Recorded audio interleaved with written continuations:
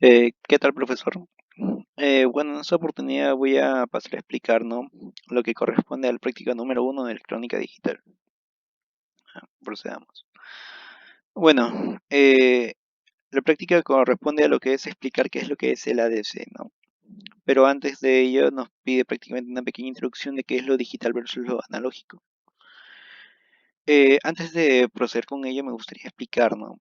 eh, que nosotros como seres humanos somos seres completamente analógicos. Nosotros recibimos y percibimos el mundo que nos rodea de diferentes maneras, sin mencionar el tipo de sensibilidad que tiene cada persona.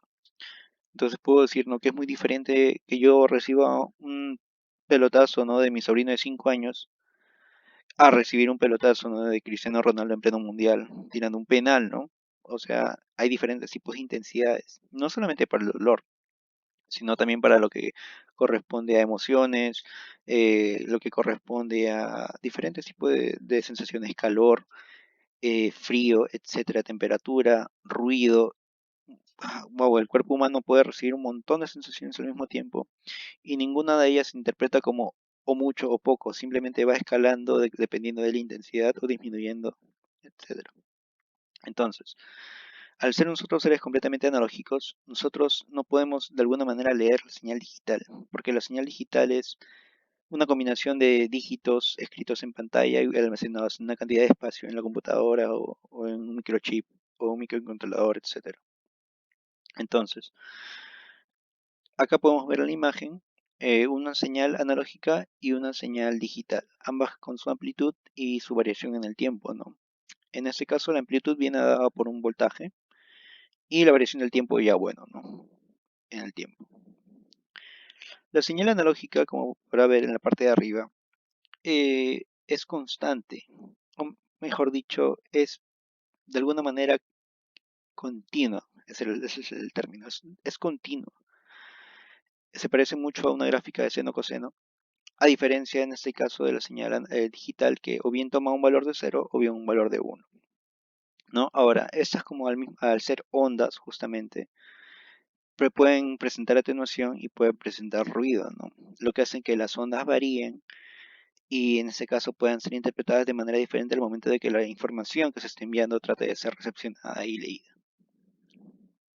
Entonces, acá puedo poner un par de ejemplos de lo que es analógico y digital. Eh, Primero tenemos una cámara analógica, ¿no? La cámara analógica lo que hacía era a través del lente recepcionar una emisión de fotones, ¿no? Que los fotones obviamente iban a ser emitidos por un flash apuntando a cierto lugar, ¿no? Entonces la cámara justamente con la lente recepcionaba el rebote de estos fotones y eso es lo que imprimía supuestamente en el rollo de la cámara la imagen, ¿no? Para luego ser impresa en papel fotográfico, etcétera.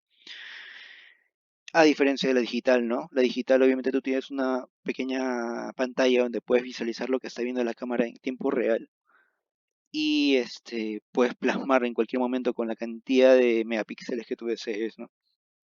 Justamente esa información se guarda con ceros y unos, a diferencia de la otra que se guarda de manera física.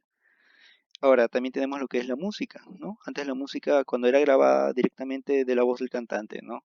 Pasaba a través de un micrófono, el micrófono leía las ondas y las transformaba en voltaje en el tiempo, y ese voltaje en el tiempo era una curva continua. Y esa curva continua era de alguna manera tratada, o sea, trataban de plasmarlo lo más exacto que podían de manera física en el vinilo o en el en el radiocassette, para luego ser leída justamente por un lector de vinilos, un lector de radiocassettes y otra vez el sonido del cantante no pueda salir por la bocina de la radio o la bocina del lector de vinilos. Pero, ¿qué sucede actualmente? Tenemos la música digital.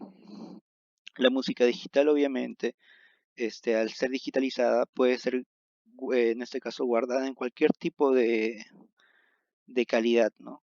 Obviamente hay calidades bajas, pero también hay calidades muy altas. Pero ¿a qué costo? A un costo de un espacio de almacenaje, ¿no? Puede ser un almacenaje alto dependiendo de la cantidad de iteraciones que tenga la curva, en este caso digital, al ser transformada de la analógica, que más adelante vamos a explicar. Bueno, ¿no? A diferencia de estos dos ejemplos, ¿no? Que son las fotografías y la música, en este caso la música más que todo, ¿no? O sea, hay personas que aprecian mucho los vinilos y prefieren tocarlos, prefieren escucharlos, pero la música digital tú no la puedes tocar, solamente la puedes escuchar.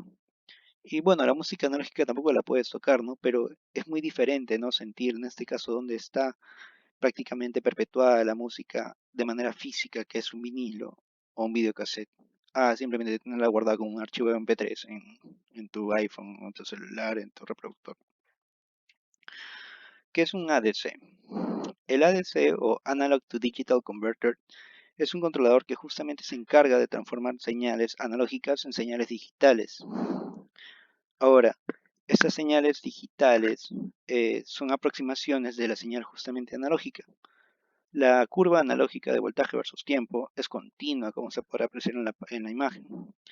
Y lo que trata de hacer el ADC es coger justamente aproximaciones de esa curva continua y expresarla en ceros y unos en una curva analógica, que ya no sería, bueno, sí, una gráfica para ser exacto, porque ya no sería no es una curva, es una gráfica analógica.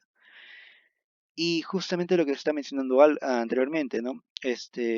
Cuando la señal analógica sale en el medio pura, de manera pura, lo que hace el ADC es tratar de transformarla y dependiendo de la cantidad de pines, la información va a poder ser guardada y de alguna manera interpretada por, en este caso, una bocina o lo que quiera interpretar esa señal digital, ¿no?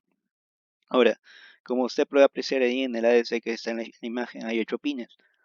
Esos 8 pines corresponden a lo que son 8 bits, ¿no?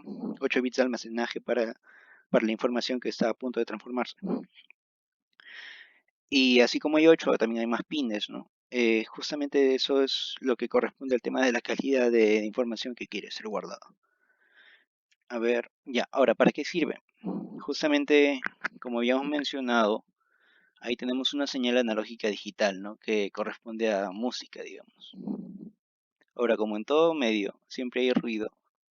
Esa señal digital va a tener pequeñas alteraciones y esas pequeñas alteraciones hacen que el sonido original, el sonido puro que fue emitido en nuestro mundo analógico, sea reproducido de manera, por así decirlo, diferente, ¿no? Al ser leída justamente con el ruido que interpuso esas ondas analógicas. Y el sonido ya no es el mismo. Entonces, justamente fue por eso que se creó, ¿no? El ADC, el Analog to Digital Converter, que lo que hace es tratar de perpetuar esas ondas analógicas en digitales, porque en este caso las computadoras o el dispositivo que se encarga de leer esas ondas o esas señales, siempre van a leer o bien ceros o bien unos. Entonces, esa gráfica de señal digital con ceros y unos, por más de que sea alterada por ruido, siempre va a ser, o sea, aproximada a ceros y unos siempre, ¿no? Entonces, de alguna manera eso hizo que la información que antes teníamos de manera analógica pueda ser perpetuada en el tiempo sin alteraciones, al costo de justamente lo que le mencioné, que es el costo de almacenaje, pues, ¿no? Ahora, ¿cómo es que esto funciona? Bueno, no, acá tenemos un ejemplo, una gráfica muy simple. Hay una persona que está tratando de comunicarse con alguien a través de su teléfono. Emite un sonido que resulta ser la señal analógica. Este sonido pasa por el micrófono lo interpreta a través de un muestreo que está como el que se muestra en la imagen, y el muestreo obviamente lo está interpretando en una gráfica de voltaje en el tiempo. Esa gráfica de voltaje en el tiempo tiene en este caso sus curvas, ¿no?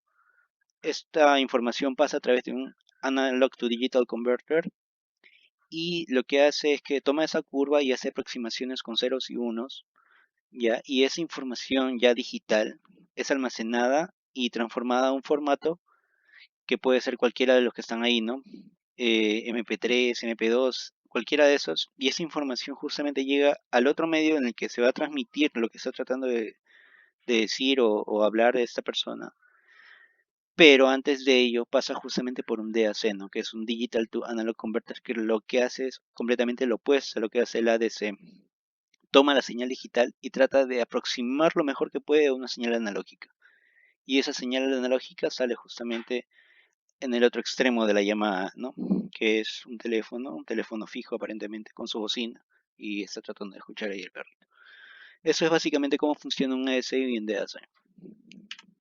Ahora, ¿por qué es importante eso?